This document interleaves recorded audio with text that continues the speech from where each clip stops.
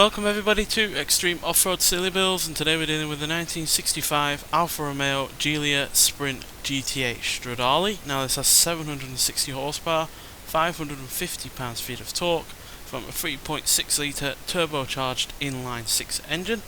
The car itself now weighs 1,735 pounds, now has all-wheel drive, off-road tyres and off-road suspension, and it can now do 0 to 16 3.206 seconds, 0 to 100 in 6.374 seconds, and going to a top speed of 203 miles an hour.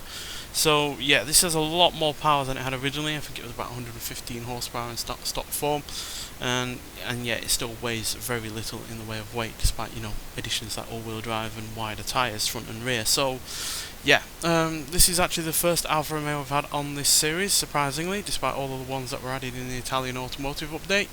But yeah, that just shows how many cars were added via that update and in subsequent festival playlist that we've had to get through. So yeah, unfortunately this is the first, but it should hopefully put in a good showing, because yeah, the off-road capability is decent, the braking is solid, the launch, acceleration and speed are great. It's just the handling really that is the big concern, only 4.3. So yeah, but it's going to be interesting to see what it can do in comparison to the Lancias that we've had in this series so far, with the Delta S4 and the 037 Stradale getting it into the top 10, with that 037 putting in a remarkably quick time, getting into 5th place in the last episode.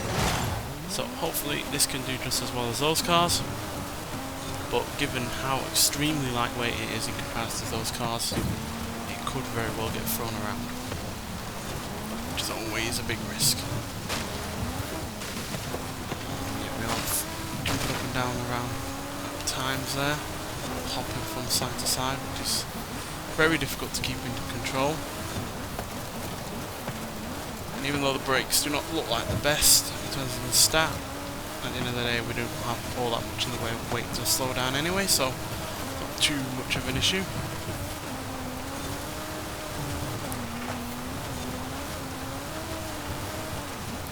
$178 down there. Whoa. We nearly did not get stopped.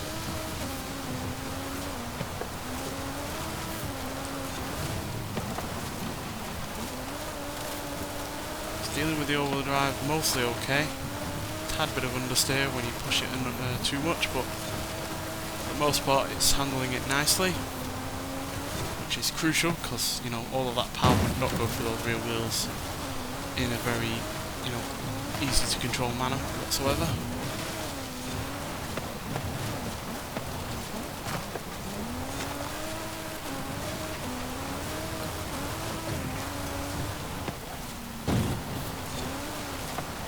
The bumps and jumps nicely. I think the suspension weight is too much for this car, but obviously any extra ride height is going to be beneficial. In a car as low as this, obviously if we're in a high centre of gravity car, then the increase in ride height would be somewhat necessary, but it would also be dangerous in terms of making the car roll over or even just going off on two wheels. Because obviously this is a very low slung car to start with. That extra ground clearance is not only necessary, but it's not really going to have too much of a negative impact.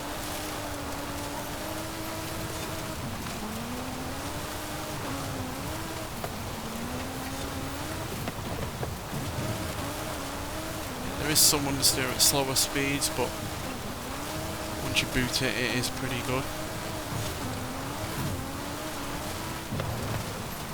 6 down there is nicely done.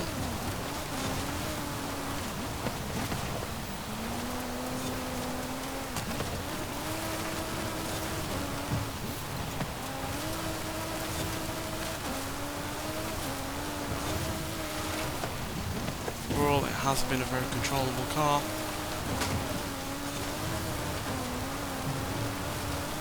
Just took a little bit of getting used to it at the start, but very quick to learn its characteristics, which is nice.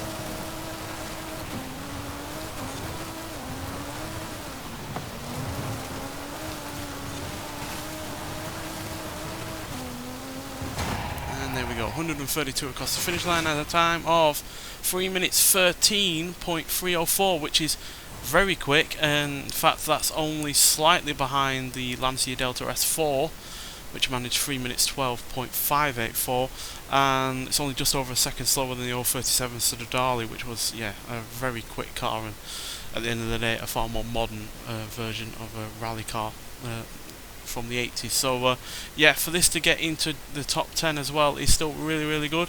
It beats the RJ Anderson Polaris RZR Pro 4 truck, the Ford XB Falcon GT, and it knocks the Mercedes-Benz SL65 AMG Black Series out of the top 10. So Mercedes are now down to just one car in the top 10.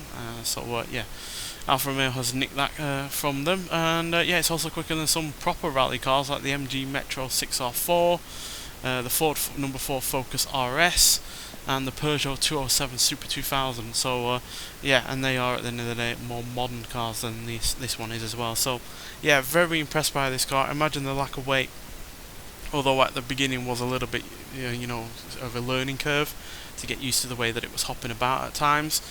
But once I got used to how it handles, the lack of weight really was a benefit, because yeah, 760 horsepower and something that weighs less than 1800 pounds is always going to be a properly quick car, especially when you combine it with all-wheel drive and a new gearbox. So yeah, fantastic car really, and yeah, really pleased that the first Alfa Romeo has comfortably got into the top 10. So yeah, definitely looking forward to what other cars from them can do, because quite frankly there are some more amazing cars from Alfa Romeo to try out.